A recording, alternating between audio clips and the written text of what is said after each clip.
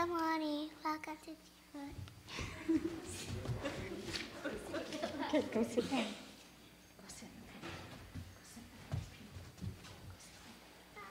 Okay, Alyssa, you ready? Stand up there.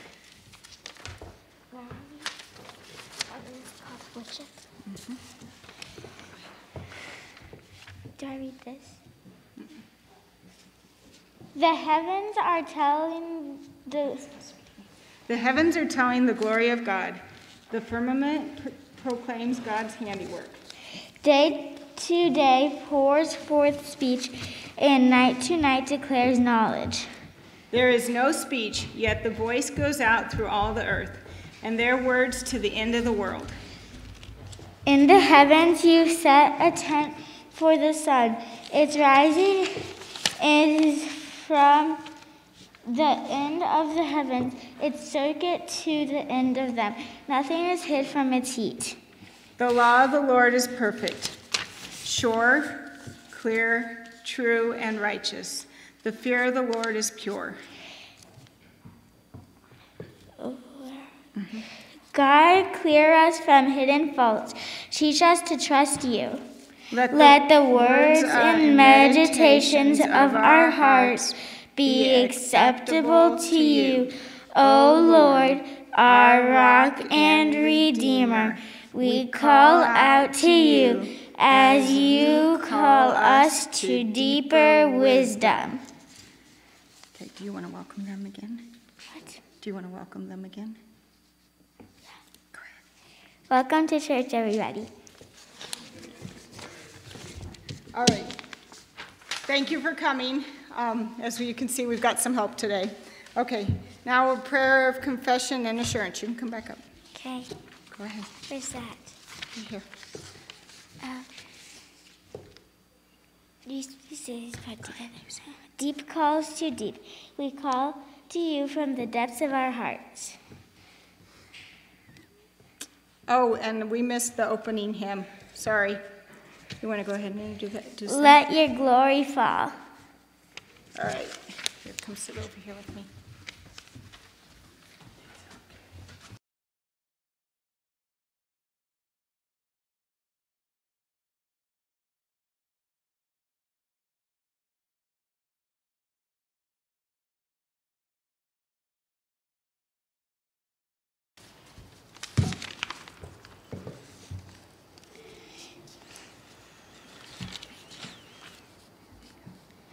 Deep calls to deep. We call to you from the depths of our hearts.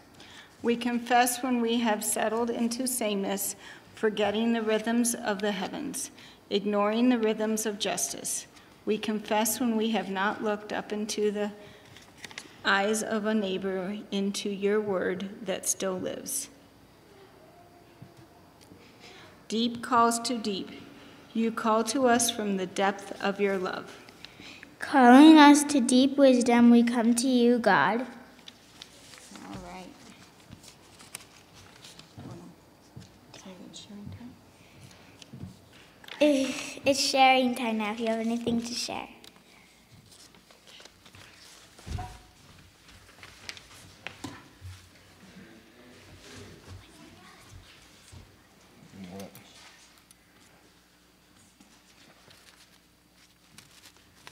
My mom has been. Go ahead. I'm sorry. Sorry. My mom has been busy cutting out kit bags for MCC, and there are 3 bags more of different colors downstairs by the serving window.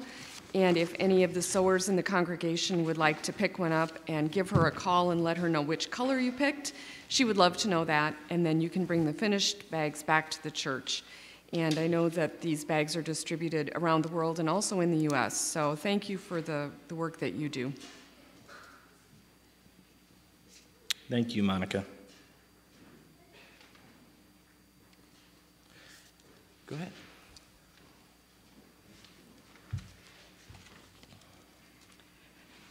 Take this out.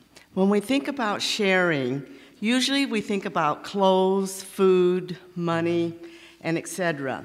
Not only do we share our things, but we are to share our true riches. Today I brought 3 flats of jelly made from Denny and Carol Wallman. This has given them joy to be able to devote the life of helping others with their labor of their fruits. Take as many jars of jelly you will use for your family, and think about your neighbors or someone that has been confined to their home through this pandemic,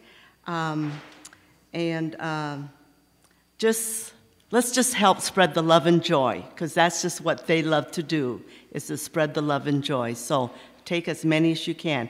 And also be mindful of the many people that are around picking up their jars of jelly. Just be mindful of What was the name of the family again, Marcia? Dennis and Carol Wallman. Okay. Yeah, that's the other set of grandparents. Okay, thank you.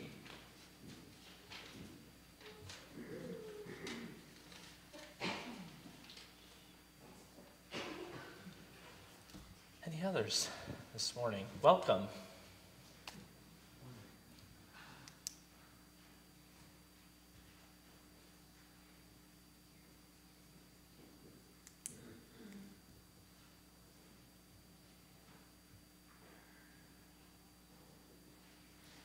I tell the group that gathers for Bible study on Wednesdays that I love awkward silences.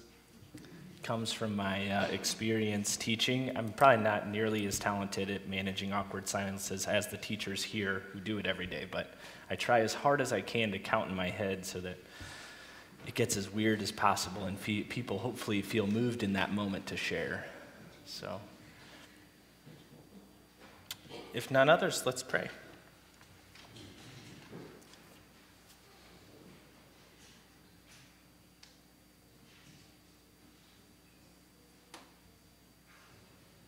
God of good things,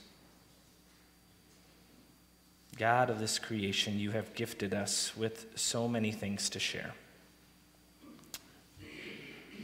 Sometimes it's as simple as fabric that we can sew together and put stuff in and send across the world, or sometimes across the street. Sometimes it's as simple as taking fruits, taking the harvest, and making products from that harvest, reveling in the blessing that you have brought through your creation. We thank you for the seeds that become trees and become these tasty grapes and apples and peaches and apricots, and go down the line of wonderful, tasty fruits that we enjoy. We thank you for Dennis and Carol and their generosity in providing this jelly, and we pray we would use it not only to nourish our bodies, but to share your love with our neighbors and friends in the same way that Dennis and Carol have shared with us. And finally, God, we pray for those who are not joining us this morning for whatever reason that they are not, whether it be because of the pandemic or travel, or just needing some rest. We pray that all of those who are not with us this morning would know that they are still welcome, that we still care for them and love them, that there are heartstrings tied between us that hold us and bind us together.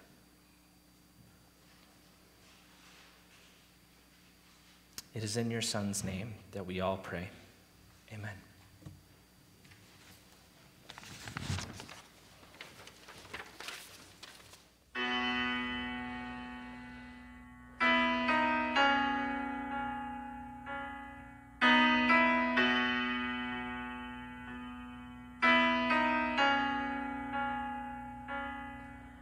Amazing grace, how sweet the sound that saved a wretch like me.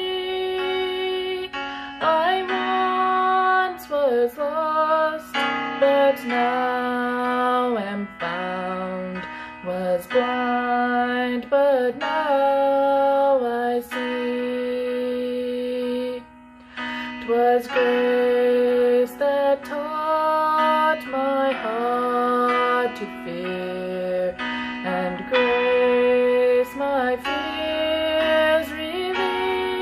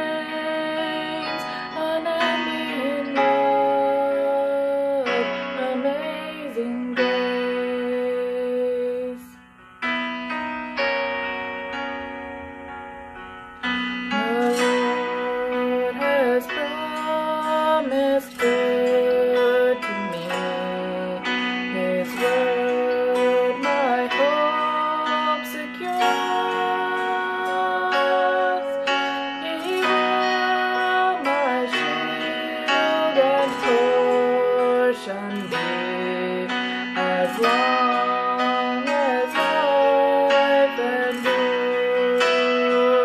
My chains are gone, I've been set free. My God, my Savior, has ransomed me. And like a flood, His mercy reigns, unending love, amazing grace. My chains are gone, I've been set free. My God, my Savior, has ransomed me. And like a flood, His mercy reigns, unending love, amazing grace. The earth shall soon dissolve like snow. The sun forbid to shine, but God who called me here below will be forever mine, will be forever mine. You are forever mine.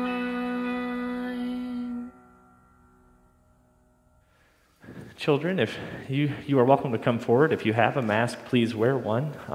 And kind of line the front pew here for those children who would like to come forward. Rebecca and Alyssa are gracious enough to share with us this morning.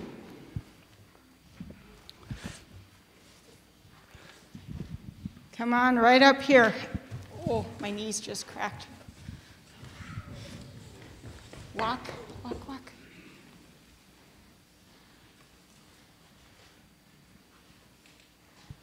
Good morning, everybody. How are you? I like this, nice and close. Got our masks on, we're good. Okay. Yes. I love you too. Okay. Do you know why the sky is different colors? Have you learned that in science yet? You're probably about the only one that might have. Well, the reason the sky is different colors is because the sunlight is made up of different wavelengths that are different lengths, and they come through the sky at different angles, and that's why we see the different colors, and that's also how rainbows are made. Can you sit down? Thank you. So, what are the colors in the rainbow? Who can tell me? Red, orange, yellow, green, blue, and purple or gold. Yep, and some say indigo, don't they? Yep. Those are the colors of the rainbow, and Alyssa's got our colors. We're going to do something with them in a minute here. So hold them down for a second. That is right. Those are the colors of the rainbow. Each color has a different wavelength, as I said. It travels at a different speed is what that means. So it reaches our eyes at different speeds, too. Blue has a shorter wavelength, and red has a longer wavelength. So we're going to attempt to recreate our own rainbow. Or not our own rainbow, excuse me, our own ray of sunshine light that is broken down into the colors of the rainbow. So the first one, does anybody remember which one I said had the longer, which color? Joey? Red. Yes, red, okay. I was not planning on holding a mic when I'm doing this, hold on. Okay. All right, let's watch, here's our red.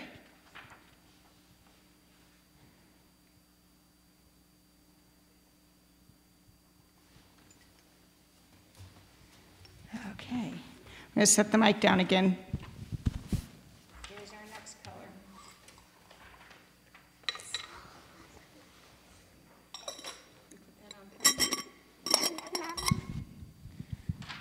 Okay,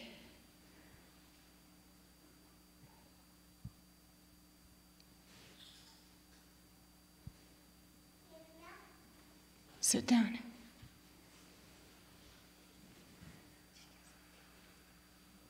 I'm not pouring slowly enough. Then pour slower. I'm trying. Oops.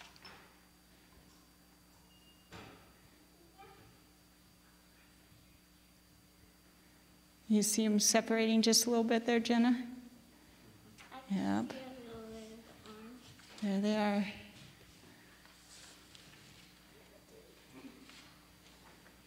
Got to be patient.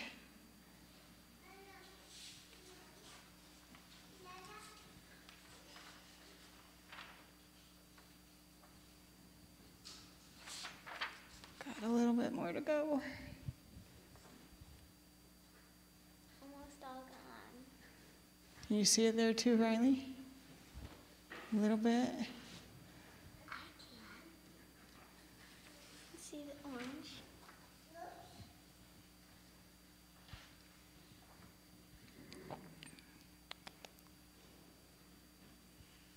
Sit down, Brindley, so the people can see.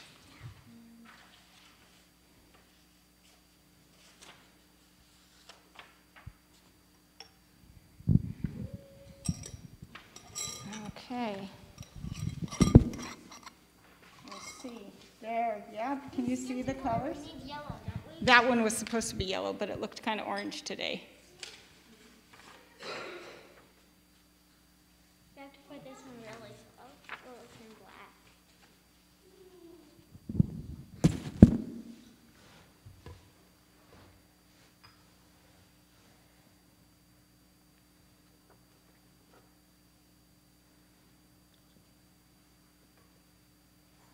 Uh-oh. I missed. What do you mean? Oh.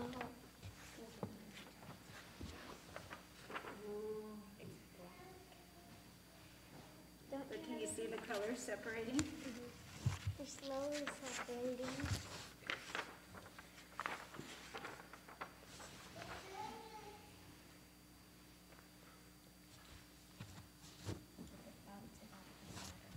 It's like it sinks down and then it rises back up. Oopsies. It's just running right down the outside here.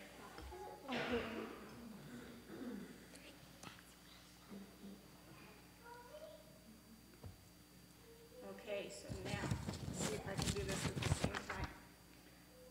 So, wisdom is very much like sunlight. It, at its source is, what do you think is at the source of wisdom? Who do you think is at the source of wisdom? Brinley? Jesus? Yep, God. God is at the source of wisdom. God is the giver of all wisdom. God uses different ways to teach us wisdom. Like all the different colors in light. The Bible teaches us who God is, what God has done, and how God's people are to reflect our new identity. God also sends us different people in our lives, like our parents, our grandparents, aunts, uncles, teachers, and other wise people we know.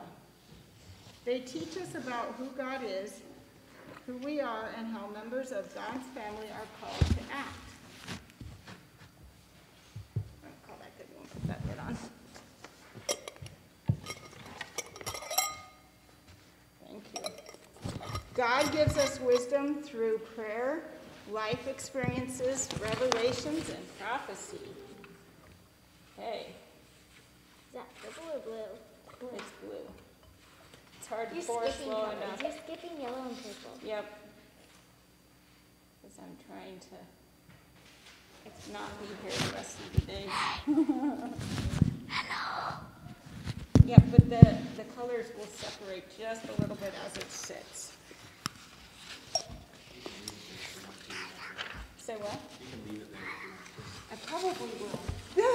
Probably will. Leave it there so I don't make a mess.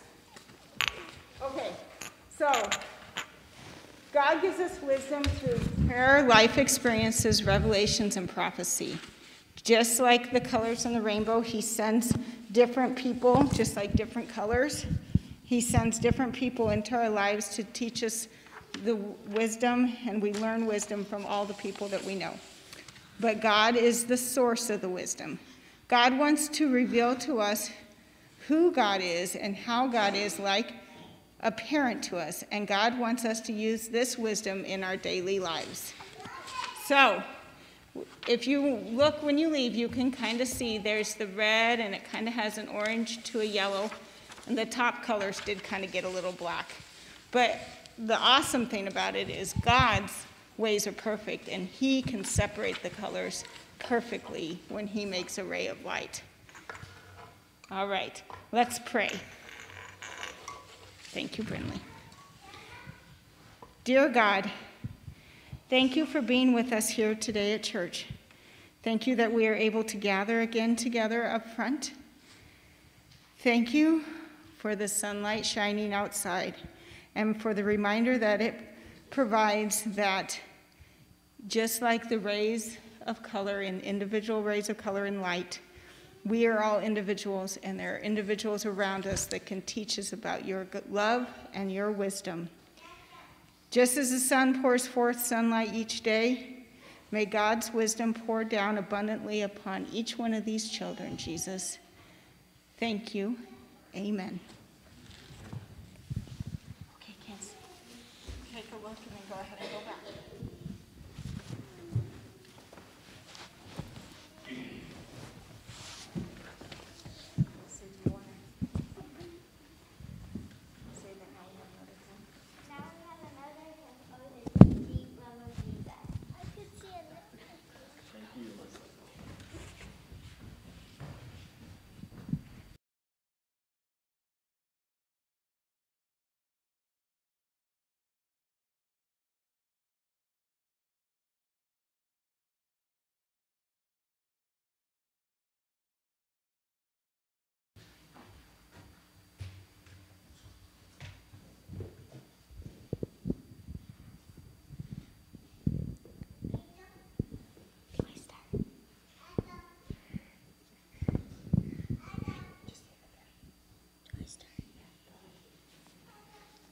And God spoke all these words. I am the Lord your God who brought you out of Egypt, out of the land of slavery. You shall have no other gods before me. You shall not make for yourself an image in the form of anything in heaven above or on earth beneath or in the waters below. You shall not bow down to them or worship them, for I, the Lord your God, am a jealous God, punishing the children for the sin of the parents to the third and fourth generation of those who hate me, but showing love to 1,000 generations of those who love me and keep my commandments. You shall not misuse the name of the Lord your God, for the Lord will not hold anyone guiltless who misuses his name. Remember the Sabbath day by keeping it holy. 6 days you shall labor and do all your work, but the seventh day is a Sabbath day to the Lord your God. On it you shall not do any work, neither you nor your son or daughter, nor your male or female servant, nor your animals, nor any foreigner residing in your towns. For in 6 days the Lord made the heavens and the earth, the sea, and all that is in them. But he rested on the seventh day. Therefore the Lord blessed the Sabbath day and made it holy. Honor your father and your mother, so that you may live long in the land of the Lord, the land the Lord your God is giving to you. You shall not murder, you shall not commit adultery, you shall not steal, you shall not give false testimony against your neighbor, you shall not covet your neighbor's house, you shall not covet your neighbor's wife, or his male or female servant, his ox or donkey, or anything that belongs to your neighbor. When the people saw the thunder and lightning, and heard the trumpet and saw the mountain and smoke, they trembled with fear. They stayed at a distance and said to Moses, "Speak to us yourself, and we will listen. But do not have God speak to us, or we will die." Moses said to the people, "Do not be afraid. God has come to test you, so that the fear so that the fear of God will be with you to keep you from sinning. The people remained at a distance while Moses approached the thick darkness where God was. I'm going to read this with you, can I? Go ahead. The Lord said to Moses, "Tell the Israelites this, you have seen for yourselves that I have spoken to you from heaven. Do not make any gods to be alongside me. Do not make for yourselves gods of silver or gods of gold. Make an altar of earth for me and sacrifice on it your burnt offerings and fellowship offerings, your sheep and goats and your cattle. Wherever I cause my name to be honored, I will come to you and bless you. If you make an altar of stones for me, do not build it with dressed stones, for you will defile it if you use a tool on it. And do not go up to my altar on steps, or your private parts may be exposed. These are the laws you to set before them." Good job.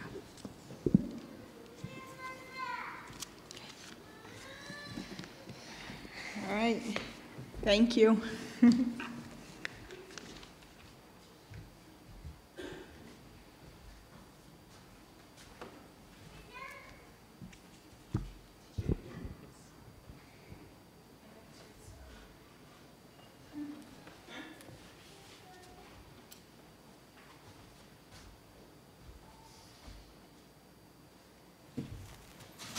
Huttertal Mennonite Church, good morning.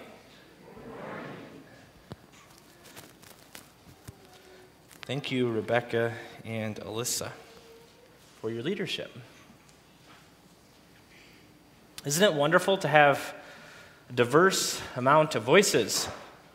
Huttertal Mennonite Church is not only me, even though you get to see me pretty consistently. I know. I'm a good-looking guy. You don't have to tell me. You don't have to tell me. But I said to Rebecca this morning, I love as many voices as we can get up here to show that Huttertal has leaders, yes, but we are a diverse collection of voices with lots of different experience and, of course, lots of different wisdom. Good morning also to those of you who are joining us online from the comfort of your homes. If you will stand, we've been in here now almost 40 minutes, so we're going to get some blood flow. If you can, take a moment to stand when I start my sermon. If you don't want to stand, that's okay. There's no judgment here. We worship in limited forms this morning, but we earnestly await a soon coming day when our church gatherings, oh dear God, will return to normal. Let us pray. So I often take this particular position when I pray. You are welcome to do the same, or if you have another particular way you like to present yourself before God, you are welcome to do that as well as we begin. God of deep wisdom, we look to you this morning with eyes to see and ears to hear as you speak to us. Empower us with your Spirit to listen well to your word and the wisdom of those who have gone before us. We know that your wisdom is different than what we might learn from American culture or politics. Help us to notice and absorb those pieces of wisdom that bring life and hope and peace and transformation to our community. Thank you for all who are able to gather this morning. In Jesus' powerful and precious name we pray. Amen. You may be seated.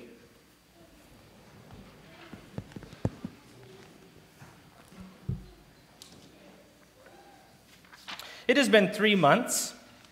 It's hard to believe. It's been 3 months since Morgan, Vivian, and I made the trek with all of our belongings to this little community called Freeman. We came from somewhere smaller than here. I was trying to think of another adjective to use besides little. Doesn't it seem like a town can change so drastically when you go from 50 even to 300 to 600 to 800 to 1,000? I've never really been able to fathom what like 14 million in New York City really means, because it just boggles my mind. And so it's been 3 months.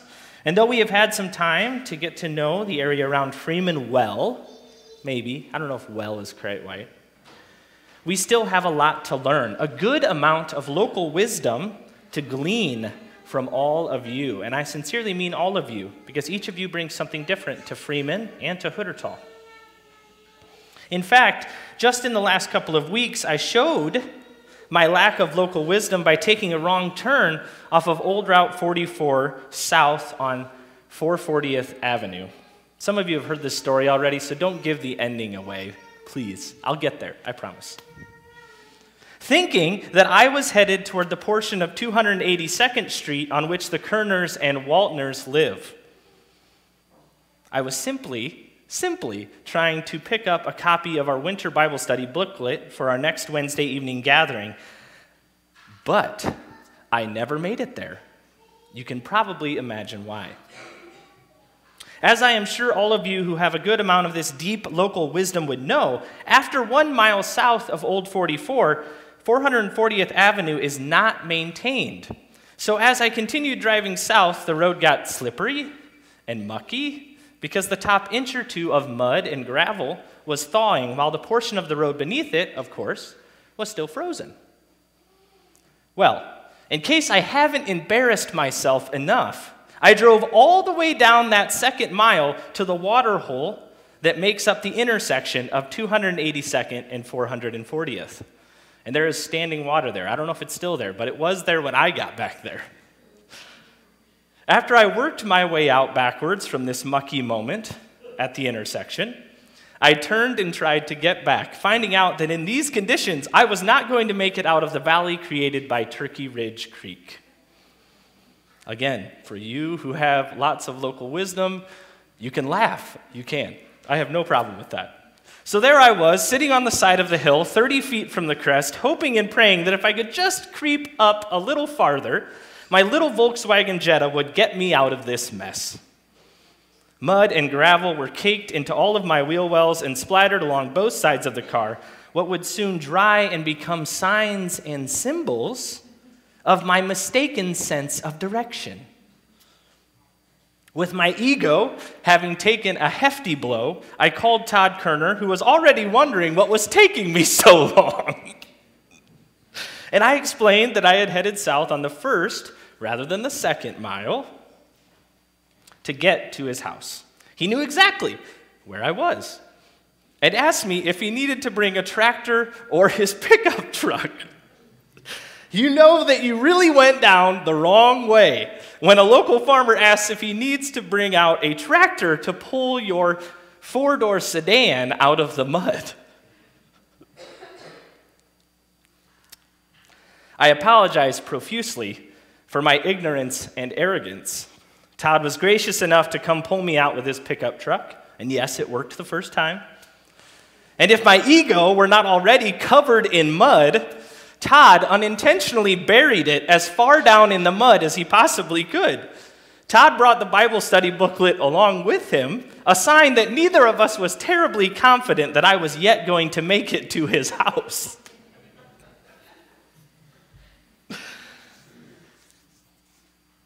After pulling me that 30 feet to the crest of the hill, I thanked him countless times and headed back to my office as he headed back to the farm and the task that he had probably for the day that I had so rudely interrupted. Now, Todd said that he wouldn't tell anyone if I didn't want the ensuing embarrassment, but I decided it was just better to get it out in the open and face the laughs and heckling at my expense. I duly deserve it. Deep wisdom. Our Lenten topic for this morning is the third in our series, Deep and True. And as we come to the one-year anniversary of our continued struggle with COVID-19, we have asked ourselves how the last year has brought clarity to our lives. What have you seen or heard or experienced to be the deepest and truest parts of our existence? 2 weeks ago, I explored God's desire for deep relationship with us and all of creation. If anything has been highlighted in the past year, Deep, authentic relationship leads to thriving and flourishing people and church. And when that relationship is severed, we suffer. Last week, I reflected on one of the core attributes of relationship: deep commitment. Our commitments keep us in the game, even when it feels like it's not worth it. We look to God, who models relationship and commitment for us in the covenants that he made with Noah and Abraham. This morning, we think deeply and truly about wisdom. Job, Psalms, Proverbs, even the prophets of the Hebrew Testament all agree that the fear of the Lord is the beginning of wisdom. That awe of God brings insight to our lives. I have heard lots of sermons about standing in awe of God as creator and sustainer of our universe, of seeking God out and obeying God's commands as wisdom. But I do not remember the connection being made by teachers and pastors in the past, at least in my past, between the sayings that we read in Job and Psalms and Proverbs and the prophets, and this particular story that we read in Exodus 20. In Exodus 20, verse 20, God has just finished speaking the 10 words or 10 commandments and accompanied those words with thunder and lightning, a trumpet sound, and even smoke. Moses tells the people that the Lord has come to put fear of him upon them. So when we correlate fear of God and wisdom, we must immediately remember this story. The fear of God is the beginning of wisdom. The fear of God that you experienced so long ago at Mount Sinai is the beginning of wisdom. Remember those experiences.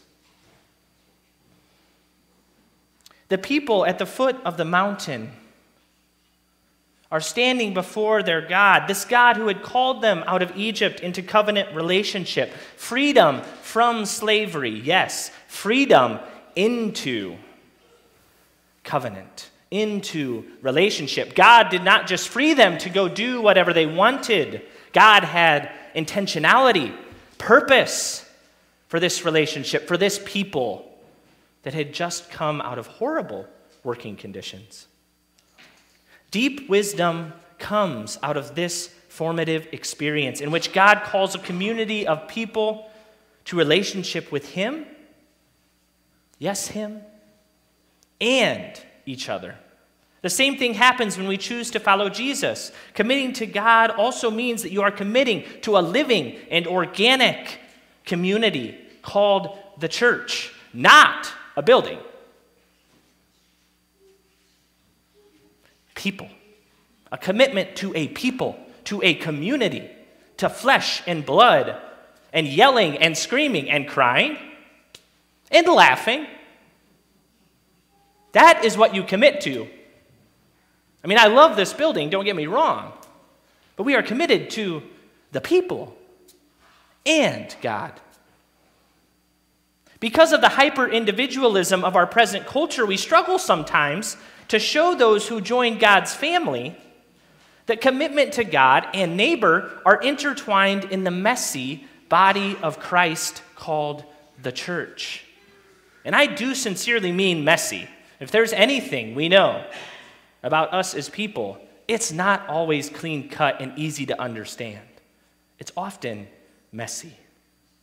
And so since Noah and the cataclysmic flood, God has known that brokenness and sin still plague all of creation. Also, God has promised that he will never attempt to eradicate sin again in that way. God is not going to send a flood again. But God also realizes, right, that in bringing Noah through the flood, that human brokenness is still a part of what's going on. And so God befriends a particular people, a particular family, And that's what we read about in Genesis 17, right? God befriends Abraham and the promised children of Abraham through Isaac. But since that covenant, a lot has happened. Israel has been enslaved in Egypt because of a famine many years earlier that had forced Abraham's family. The parent at the time was Jacob. Abraham was long gone. But it had forced Jacob, and if you remember, his 12 sons, or 11 sons, because one was already in Egypt. It had forced them to move to Egypt to keep themselves from starving. And so God calls this family again after many years. This time, though, their captivity and slavery requires God to show his power over Pharaoh's empire and his providence in calling a leader that will mobilize the enslaved toward freedom. God uses Moses to lead the people from the oppressive burden of Egyptian slavery into the wilderness, where God is waiting for them. Again, freedom from slavery, yes, but freedom into relationship.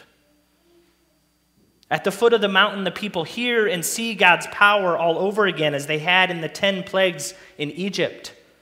Yahweh, this God that called Moses and led the people as a pillar of fire and cloud, inspires the people's dread. With the fear, awe, and memory of all that has brought them to this moment, the people hear from God, who gives them instructions. And these instructions aren't just do's and don'ts. There's a bigger picture going on here, right? This is guidance. This is wisdom for what a life-giving community can look like, even in the midst of brokenness, even in the midst of us messing it all up. And so rather than thinking that these 10 words or 10 commandments that God gives to this new people are merely rules to follow, we must remember that God has been watching humans hurt each other and struggle to control their impulses for a long time now. In fact, since Adam and Eve, right? It's been a while. And God's watched all of this take place. A flood didn't fix the problem. So God tries this other tactic, right? Relationship with a people. And so what we find out is that deep wisdom at its core then is those actions and teachings that guide us in creating wholesome and hope-filled communities, right? Wholesome and hope-filled relationships. When I read these 10 words, I think of them more as warnings to all people. Warnings that, guess what? If these things happen, they aren't a guarantee. But most likely, there's going to be disruption, if not destruction, of the life of the community. And at the very worst, death. It is almost as if God tells humans in this moment that rather than destroying humans as punishment, as he did in the flood, God is going to give them these warnings up front. These are the actions and thoughts to avoid so that death is not at hand. The people can begin to notice then the direct connections between their actions and the consequences that follow. In some ways, it's like the parent, right, who says, hey, you shouldn't do that. And the child instead chooses to go forward with it. And something happens, right? It's that same idea. Choose not to, because when it does happen, there's going to be consequences. So let's look at these 10 warnings. The first 4 are focused on the community's relationship with God. The community can have no other loyalties. There is one God that they are in relationship with. God says, I have called you and committed to you, so no other gods can come between us. In the ancient world, every people group had their particular gods. Of course, in mythologies, right? These stories that attempted to understand the world around them. Often a community that won its battles or protected its land or fed its people or sustained itself was thought to be in the right. Of course, right? If you're winning all of your battles, the gods obviously support you. While nations that could not do that for themselves must be serving powerless gods, or maybe non-existent gods.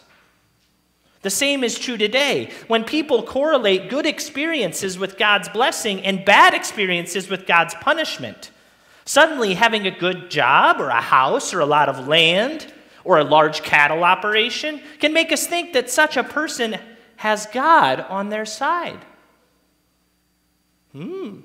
Maybe.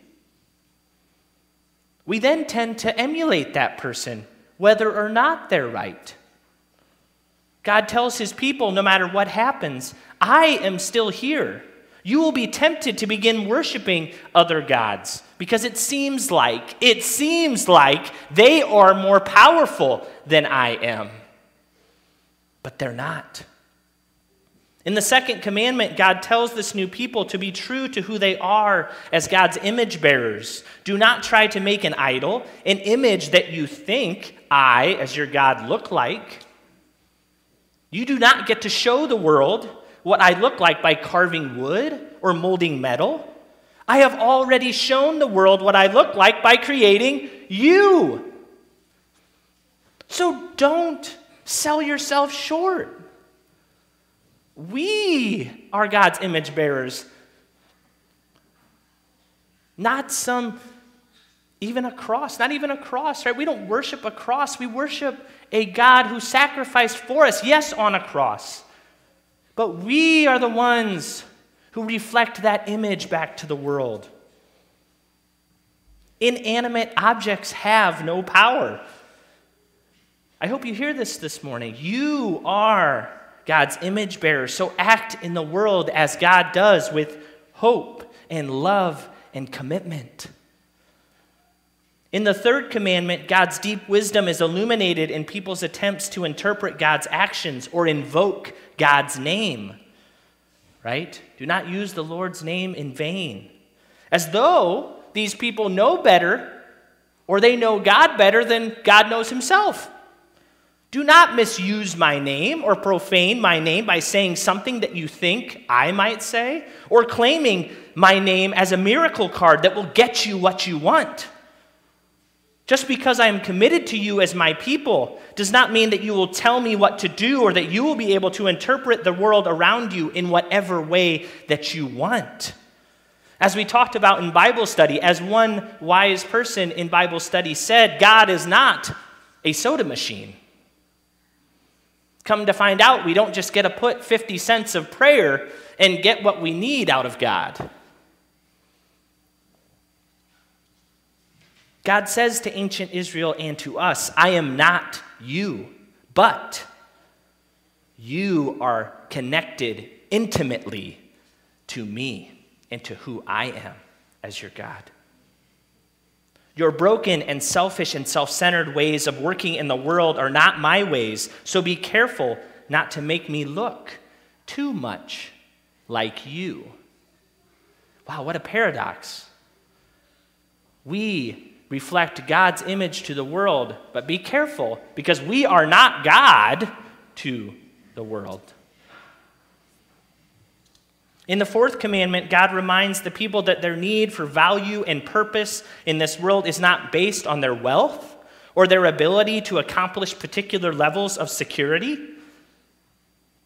Remember, the Sabbath day, God is telling them to trust him, even when taking a day off seems like the most unwise or wasteful action possible. In addition, even for employers, the purpose was to give rest to all of the parties involved, including the soil. Let me say that again. Including the soil, the animals, the field workers, the household servants. Everyone gets a day off.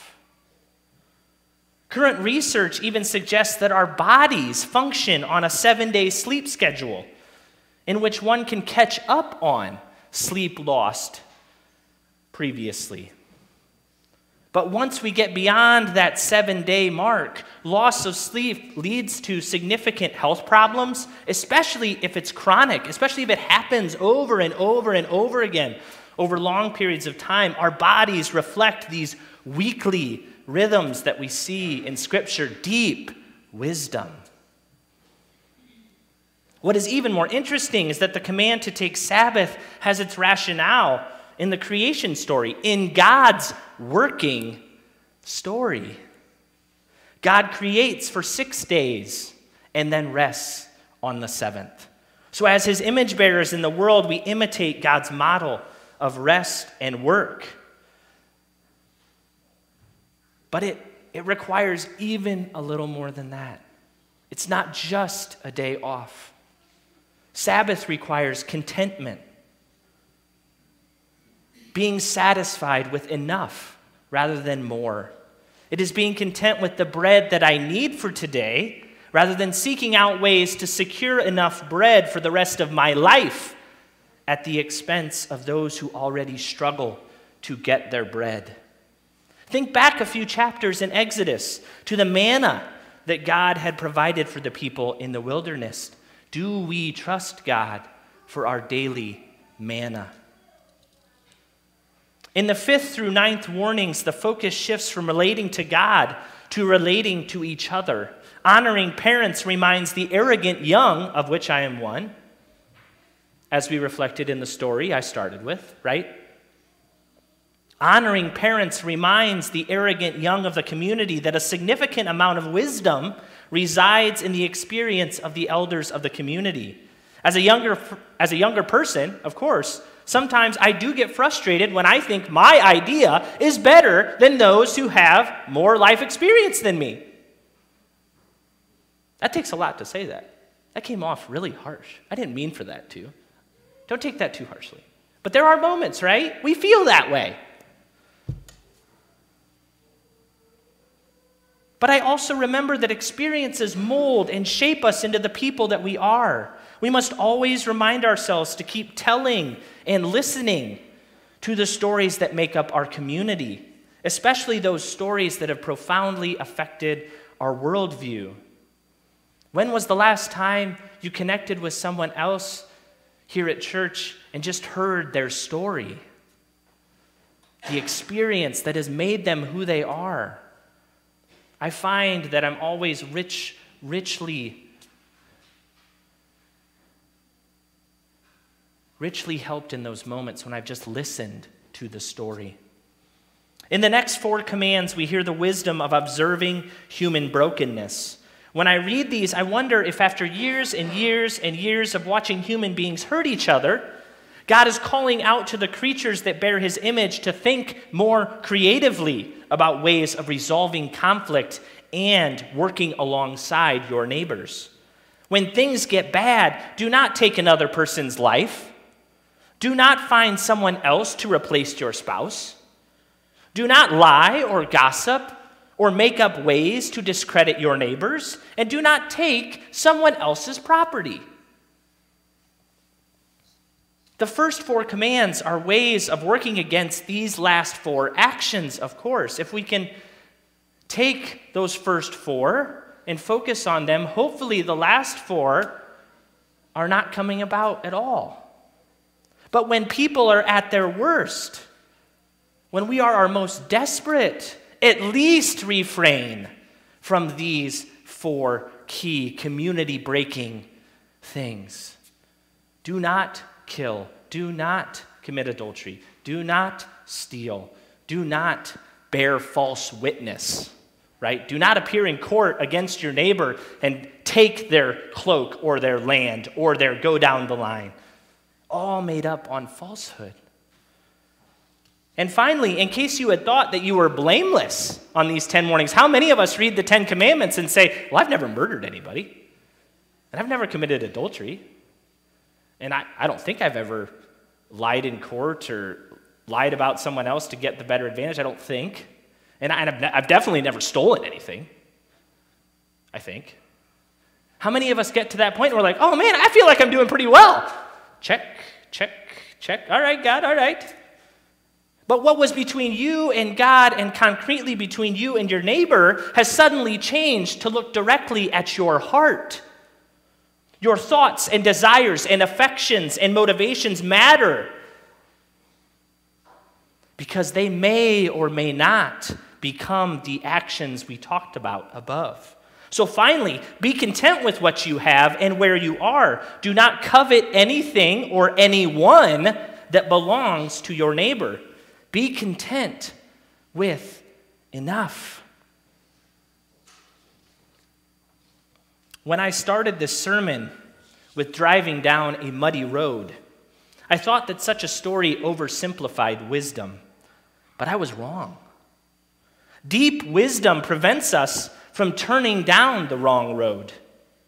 It helps us realize when the road that we're on is slippery and mucky, which leads us to repent of our distorted motives and affections. Finally, deep wisdom gives us the insight to admit, to confess when we are stuck in the wet hole of our brokenness. It calls us to look sincerely and redemptively at our lives and our communities. We learn and absorb this deep wisdom through the scriptures, most profoundly through Jesus, but also through the collective experience of God's family, the church. If I would have looked again at Todd's address, noticed the warning signs of a muddy road, or even called Todd before I drove down the road, I could have avoided being stuck. But we must remember, we are taught in our ultra-individualistic culture that doing so, admitting, confessing, right, is weak. Admitting and confessing is stupid. You can do it yourself, right?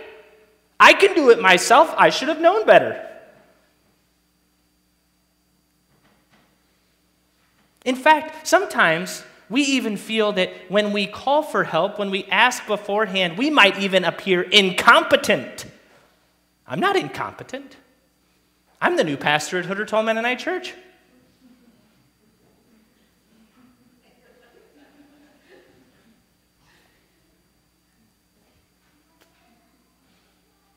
But deep wisdom is revealed in those moments of humility rather than arrogance, of listening rather than assuming, of trusting rather than anxious self-preservation. Deep wisdom gives us the strength to lean on our neighbors and on God when the world seems to be shifting beneath us. Deep wisdom disrupts our comfortable present and draws us into transformative and life-giving relationship. Let us pray. God of deep wisdom and provision, strengthen our hearts and minds as we attempt to trust you when we want to take control. Help us think creatively about how your love and care for us is drawing us out of destructive patterns of living and being into life-giving relationships and community where we are forgiven but also challenged. Give us ears to listen and eyes to see how your wisdom, most clearly witnessed in Jesus, but still revealed provocatively in this mountain covenant with ancient Israel, gives us alternative ways of relating to each other so that we can experience your original creative vision for this world. Fill us with your Spirit as we seek to live with your deep wisdom shining on our path together. It's in Jesus' name that we all pray. Amen.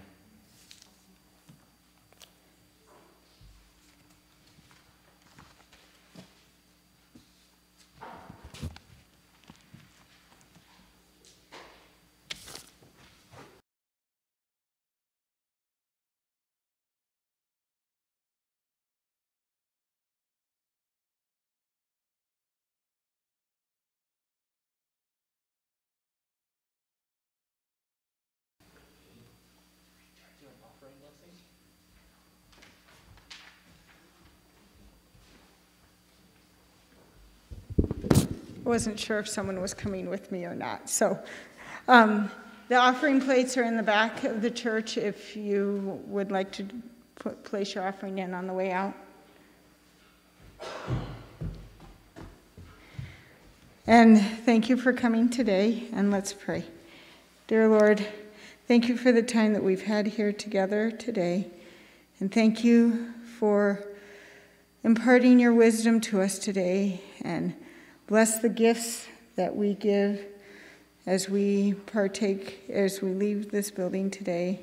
Help us to take pieces of your wisdom with us throughout the week, and to look for signs and reminders to stop and listen to your wisdom as we go throughout the week. Amen.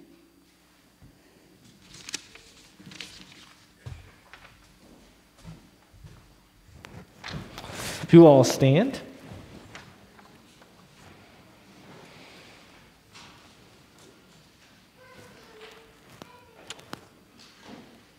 Go into this week in search of and listening for deep wisdom. Notice the changing sky, how it speaks about the larger rhythms of life. The moons and seasons that dance over the horizon reflect the language of the infinite. When we notice our own smallness in relationship to the sky's expansiveness, only then do we begin to be wise. Go with humility. Go in peace.